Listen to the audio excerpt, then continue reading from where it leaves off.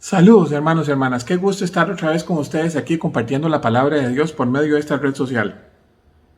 Para los que no me conocen, mi nombre es Benny Sánchez Porras, yo soy anciano en la Congregación Cristiana Génesis y antes de iniciar vamos a poner este video en oración, hermanos y hermanas. Padre, en el nombre de Jesús te damos gracias por este día, gracias te damos por esta palabra, Señor. Gracias te damos por el regalo de la Biblia para nosotros, Señor Padre Santo, que es tu palabra. Te pedimos, Padre Santo, que estos versículos que vamos a estudiar hoy, Señor, nos ayuden a mejorar nuestra conducta como seres humanos y a convertirnos en verdaderos hijos de Dios. En el nombre de Jesús, amén y amén. Hermanos y hermanas, hoy vamos a tratar un tema muy particular y efectivamente yo creo que de suma importancia porque creo que hay ciertas dudas con algunos conceptos y yo creo que vale la pena de que nosotros los estudiamos acá. Y este tiene que ver con los escritos, con los santos escritos, hermanos y hermanas, con las escrituras, las santas escrituras, con la Biblia, con el Tanaj, hermanos y hermanas. Así es, con la Biblia en general, Antiguo y Nuevo Testamento. Y para eso yo creo que es muy importante hablarlo desde la óptica de Jesús, ¿verdad? A fin de cuentas, Él es nuestra fuente principal. Y por eso nos vamos a ir a Mateo, que recordemos que Mateo es un evangelio que mucho de él está pensado en evangelizar, traer buenas nuevas al pueblo judío, al pueblo de Israel. Entonces, vamos a empezar en capítulo 5, en el versículo 17, que dice así: No penséis que he venido para abrogar la ley o los profetas. No he venido para abrogar, sino para cumplir. Porque de cierto os digo que hasta que pasen el cielo y la tierra, ni una jota ni una tilde pasarán de la ley hasta que todo se haya cumplido, hermanos y hermanas. Qué fuerte esta palabra, cómo habla Jesucristo. Recordamos que lo más importante es que Jesucristo de una vez, como dicen, marca la cancha. Él pone los límites para muchas cosas, hermanos y hermanas. En eso yo creo que es algo que no podemos dejar pasar. Jesucristo trataba de ser lo más claro posible a la hora de hablar. Buscaba parábolas, buscaba muchas formas de que el pueblo de Dios pudiera entender en ese momento y nosotros también hoy en día, ¿verdad? Porque lo más bonito que tiene la palabra es que está diseñada para todas las generaciones. Ese es el tema que nosotros creemos en fe, de que funciona con las Sagradas Escrituras. O sea, que es una palabra rema, ¿verdad? Siempre trae un contenido importante para usted y para mí en diferentes contextos y en diferentes épocas. En este caso, hermanos y hermanas, aquí efectivamente Jesús le aclara a toda la comunidad que está escuchándolo, aclara acerca de lo que es la importancia de la palabra. Y empieza con algo que a mucha gente confunde, que es por qué él hace la salvedad de la ley y los profetas. Y es que, hermanos y hermanas, tal vez hay que entender que la palabra de Dios y sobre todo el Antiguo Testamento está desde la óptica masorética, la óptica hebrea, ellos hacen clasificaciones de los libros. Y entonces está lo que llaman la Torá, que es la ley, ese es el vocablo, la ley de Dios, que son los 5 primeros libros que nosotros en español le llamamos el Pentateuco, ¿verdad? Los 5 primeros libros. Y también están los libros proféticos, aunque los libros proféticos nuestros no coinciden necesariamente con los libros proféticos de los hebreos, son los mismos libros pero ordenados distintos. Para ellos hay algunos libros que no son proféticos, para nosotros sí, y para nosotros hay algunos libros que no los notamos tan proféticos, pero para ellos sí tienen una significancia importante. Por ejemplo, Josué, para ellos es un libro profético, Nevilín, o sea, los libros Nevilín, que son los proféticos, para nosotros es histórico, pero en realidad para ellos son profetas todos y efectivamente Josué era un profeta. Mal que bien no es tan importante, al fin de cuentas, o hay libros históricos y hay libros proféticos y hay libros, hay ley. Esto ya es un poco más teológico, pero lo cierto del caso es que aquí Jesucristo no es que está diciendo que los libros que no son ley, que no son proféticos, no sirven. Y eso no es cierto tampoco. O sea, vamos a ver que hay que entenderlo en ese contexto. Muchas de las promesas que el Señor le hace al pueblo hebreo están tanto en la ley como en los libros proféticos. Los otros libros que ellos le llaman escritos y nosotros le llamamos muchas veces históricos y sapiensales y cosas por el estilo, pero en realidad sí son libros muy importantes, llenos de sabiduría efectivamente, pero muchas veces lo que nos dan es un contexto histórico de lo que está pasando o por qué se dieron ciertas promesas que se dan con algunos de los mismos profetas o inclusive algunos jueces. En este caso, por eso podemos entender que un libro como Esther o como Ruth nos dejan información importantísima para el diario vivir, o sea, para la vida suya y la mía, hermano y hermana, pero no necesariamente son promesas del Señor. No son promesas, son condiciones que pasaron. O sea, eso no se puede refutar porque es historia.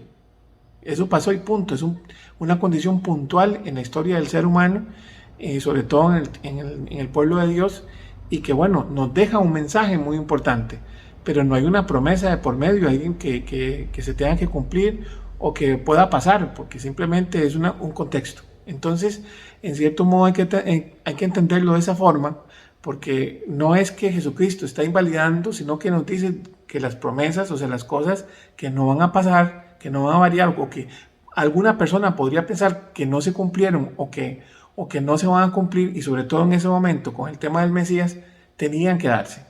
O sea, el contexto lo deja claro Jesucristo. Los otros libros no estaban, muchas veces, tal vez alguien puede decir, no, históricamente eso no es cierto, pero lo cierto del caso, hermanos y hermanas, es que funcionan de esa forma. Entonces Jesucristo en ningún momento está invalidando los libros de crónicas, en ningún momento, sino que esos libros no están en cuestionamiento en el sentido de si esto tiene que ver o no con el desarrollo de la fe, hermanos y hermanas, sino más bien nos complementan la fe. Y eso es algo importante de verlo así.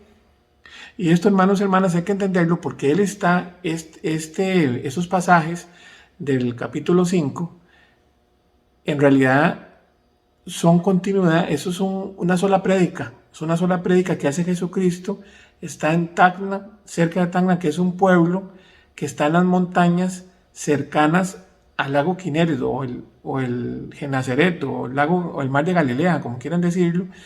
Y ahí entonces la gente lo busca, es mucha gente, entonces él sube al monte y empieza con lo que llaman las bienaventuranzas, ¿verdad? Ahí empieza él con las bienaventuranzas y es un discurso, una prédica tan particular de Jesucristo a todo el pueblo que está ahí reunido, que inclusive vea que en el Evangelio de Mateo constituyen el capítulo 5, el capítulo 6 y el capítulo 7 completos.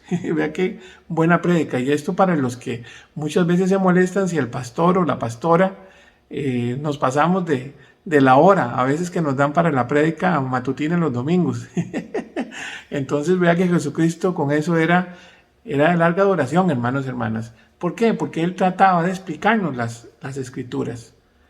No es que él generó una religión nueva, no fue así.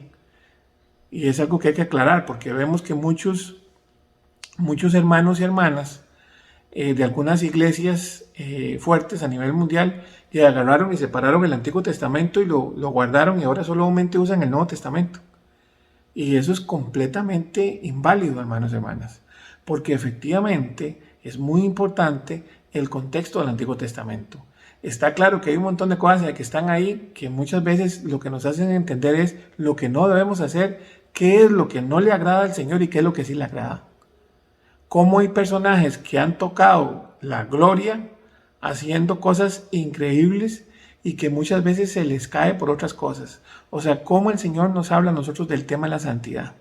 Y eso lo vemos desde el Génesis hasta el último de los libros, digamos, proféticos que vemos en la Biblia nuestra. Entonces eso, hermanos y hermanas, es muy importante visualizarlo, porque realmente a veces nos perdemos en ese juego. Y eso aquí lo deja muy claro Jesucristo. Jesucristo inclusive después, en otra parte de las prédicas, y sobre todo cuando está enviando a todos los discípulos a predicar, en cierto modo, recuerden que Juan empieza como a tener problemas con su fe y manda a preguntarle a él. Juan el Bautista le manda a preguntar por medio de sus discípulos y en medio de toda la gente a preguntarle si realmente él es el Mesías. Y él, por supuesto, le responde con pasajes de Isaías, con eso le responde.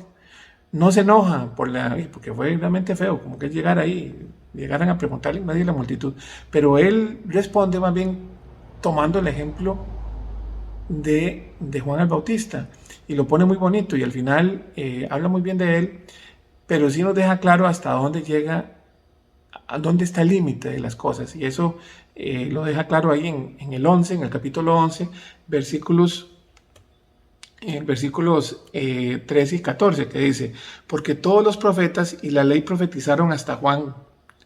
Y en el 14, y si queréis, queréis recibirlo, él es aquel Elías que había de venir, hermanos y hermanas.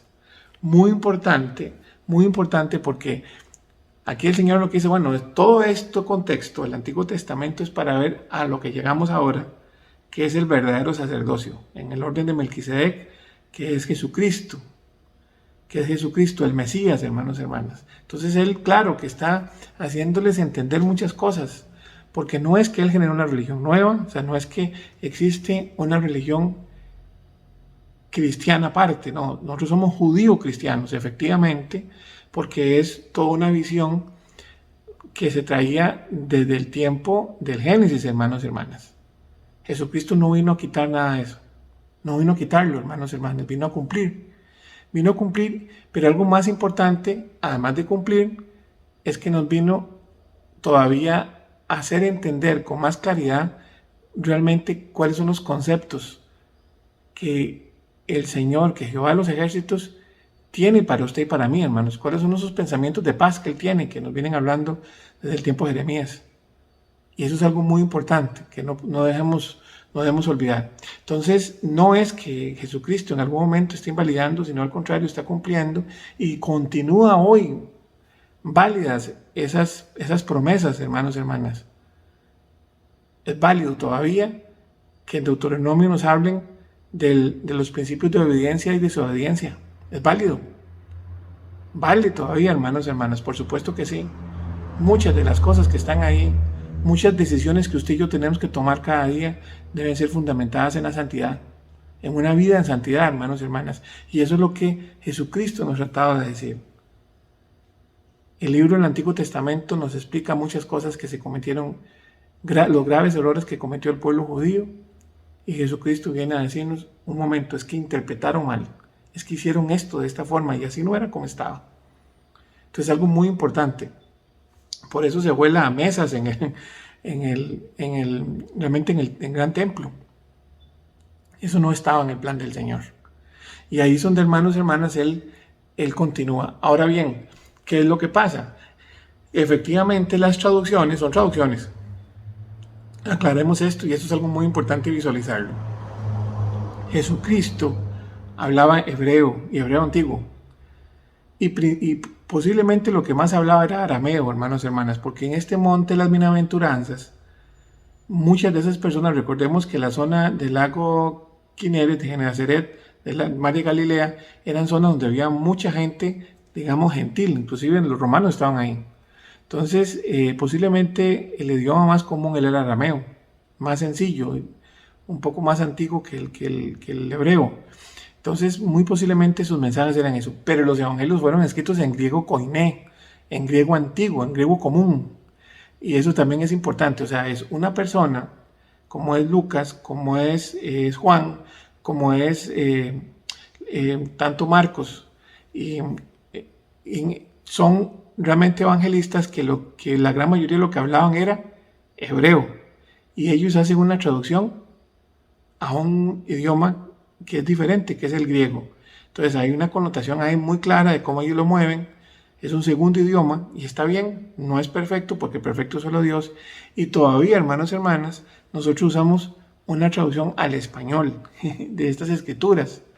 Y no es que eso esté mal o se haya perdido algo, hermanos y hermanas, así no lo es. Sobre todo nosotros con las traducciones de Reina Valera, ¿verdad? Que tal vez es importante visualizarlo porque al fin de cuentas ese señor Casiodoro de Reina y su Biblia del oso que llamaban, porque tenía un oso en la portada, es una versión muy buena, y bueno, después el señor Esteban Valera, Cipriano Valera, le hace una revisión muy buena y se ha considerado a nivel de las personas que conocen de ese tema que es una de las traducciones más completas que hay en todos los idiomas y sobre todo la 1960 que se considera que en el español, digamos, un poco más moderno, tiene una connotación muy importante. Hay traducciones más nuevas, pero recordemos que también los idiomas van cambiando. Entonces hay cosas, y aclaro porque definitivamente es una muy buena Biblia y muchas de las Biblias son basadas en estas, igual que la King James en el idioma inglés, o sea, son Biblias muy buenas, con muy buena lógica de traducción y realmente con mucha revisión. Lo cierto del caso, hermanos y hermanas, es que al fin de cuentas no son infalibles, otra vez, y bueno, y entonces hay condiciones.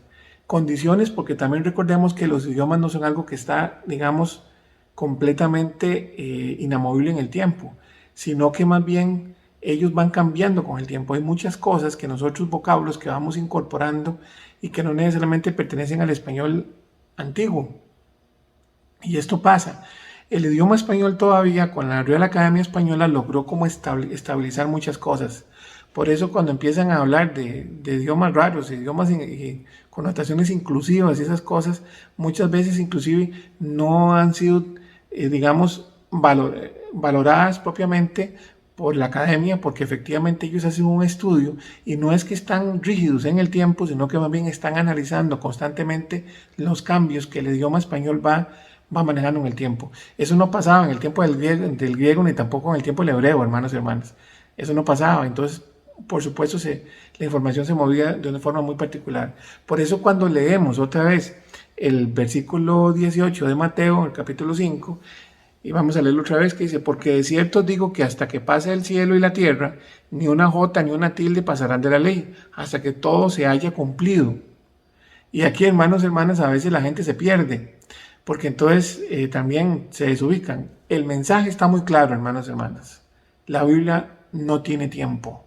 La Biblia estará con nosotros hasta el fin de los tiempos, hermanos y hermanas. La palabra de Dios no tiene fecha de caducidad. La palabra de Dios sigue funcionando. Ese es el mensaje, está claro. Pero aquí muchas personas se pierden y entonces empiezan a cuestionar. Y eso sí pasa mucho. Y aquí por eso es tan importante que lo visualicemos. Esto de la J y la tilde efectivamente son recursos del idioma español. De hecho, la J no estoy seguro que en el idioma griego existiera como tal, ni tampoco en el hebreo. Por lo menos en el hebreo antiguo y en el koiné. Y bueno, las tildes también es un tema muy particular. La J, por ejemplo, más bien viene de los lenguajes germánicos y fue incorporada al español, algunos lenguajes latinos, pero es posterior, hermanos y hermanas. Entonces, tal vez es importante visualizarlo así. Ahora, ¿qué es lo que pasa? Cuando se hace la traducción, cuando hablan de la J, era tal vez la que más se acomodaba al vocablo que quería manejar, en este caso, tanto Reina Valera, ambos, digamos, autores. Y en esto sí hay que verlo así, o sea, cuando la J está, si lo vemos en ese tiempo, estamos hablando de 1600, o sea, ya hay bastantes años de diferencia entre el español que manejamos hoy y el español de ese tiempo, sí habían cambios. Y bueno, si lo vemos en el griego koiné, la palabra que se usa es iota. Iota es, sí, efectivamente, es una letra del alfabeto griego, ¿verdad? Todavía sigue siendo una letra en el griego moderno y que denotaba fonéticamente hablando, cuando uno habla de I corta y larga, I o I, ¿verdad?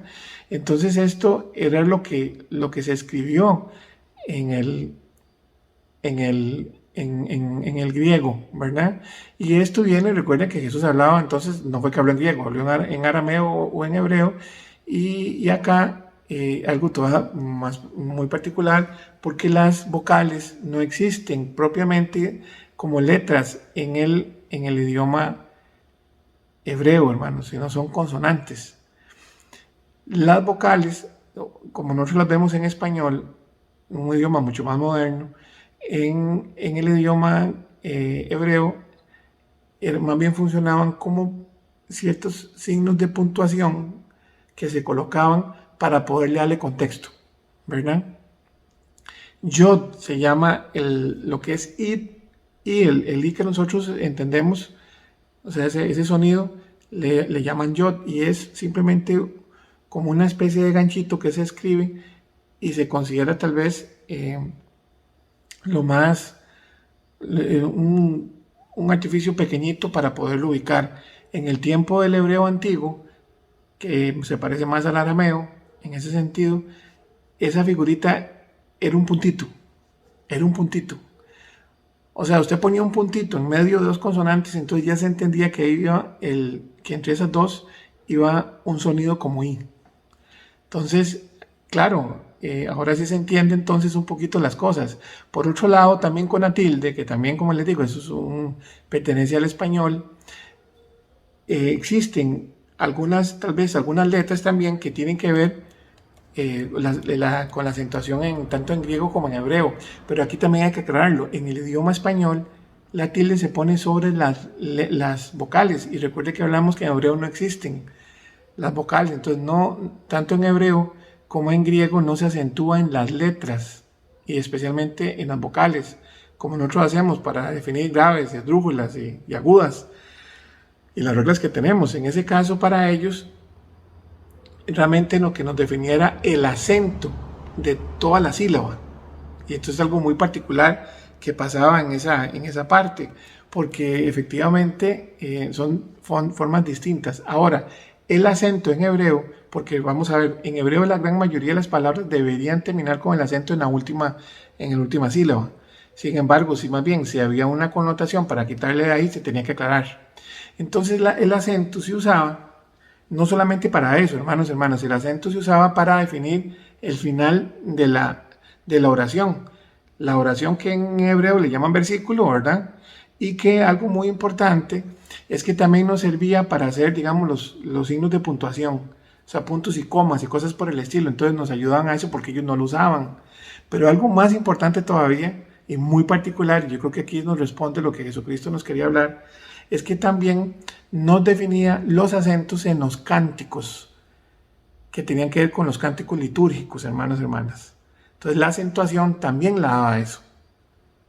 Entonces ya no tampoco usted podía agarrar cualquier ritmo a la hora de generar un cántico, sino que tenía una condición, como en los salmos, hermanos y hermanas.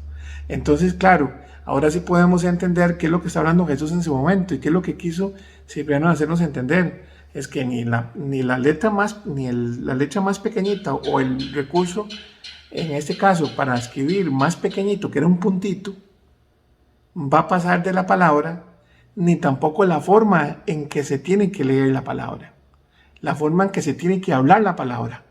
No pueden cambiar, nada puede cambiar, ni siquiera la forma en que yo la trato de expresar, hermanos y hermanas. Ve qué interesante esto.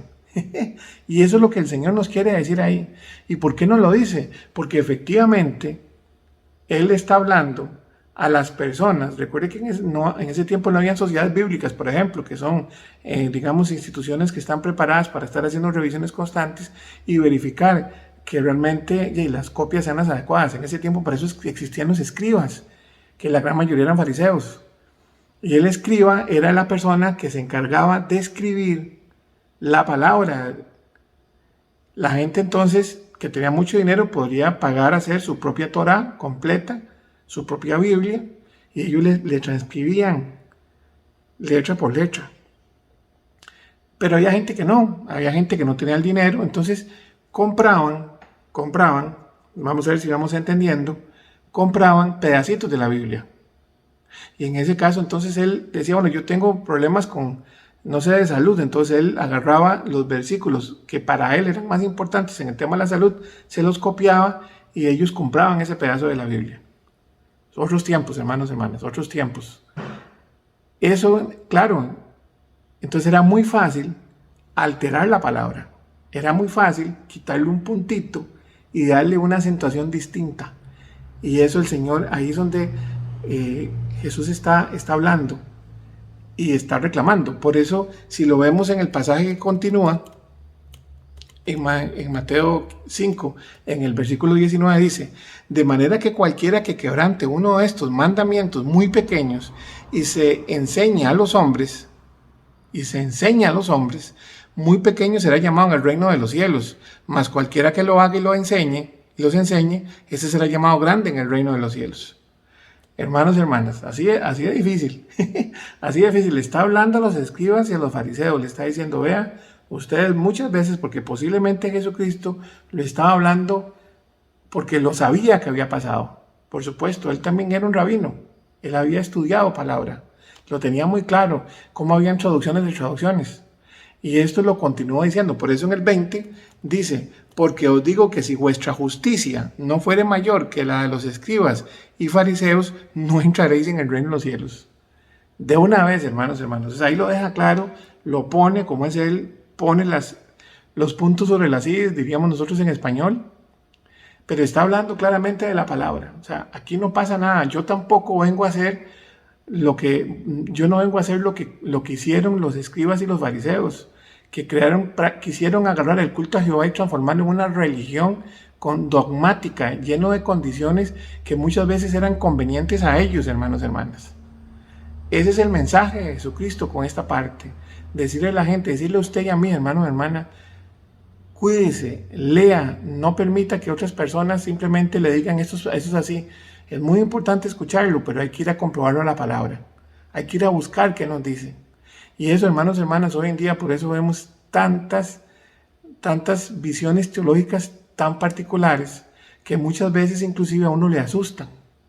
Le asustan de pensar muchas formas, inclusive donde muchas veces no se le permite ni siquiera al Espíritu Santo tener sus manifestaciones con nosotros, hermanos y hermanas, tan hermosas que son los dones, hermanos y hermanas, que Él nos permite manejar. Y por supuesto estamos claros que es lo que Jesucristo nos deja aquí también, que son los frutos lo importante, pero los dones valen y por supuesto que están ahí para el servicio del pueblo de Dios. Muchas veces graves errores. ¿Por qué? Porque muchas veces dejamos que un líder manipule la información y eso estaba pasando en el tiempo de Jesucristo. Y hermanos y hermanas, dolorosamente, hoy también pasa. Hoy también pasa, hermanos y hermanas. Algo que debemos nosotros plantearnos y empezar a pensar en ello. Vamos a orar. Padre, en el nombre de Jesús, te damos gracias, Señor, por este día que nos has dado, Señor. Te pedimos, Padre Santo, que nos ayudes, Señor, a poder entender mejor tu palabra, a discernir por medio del Espíritu Santo cada cosa que tú quieres decirnos y en el momento indicado que tú quieres decirnos, Señor. Ayúdanos a caminar en paz, Señor, a caminar en justicia, a caminar por el camino que se llama Jesucristo. En el nombre de Jesús, amén y amén. Muchas gracias, hermanos, que Dios me los bendiga. Chao.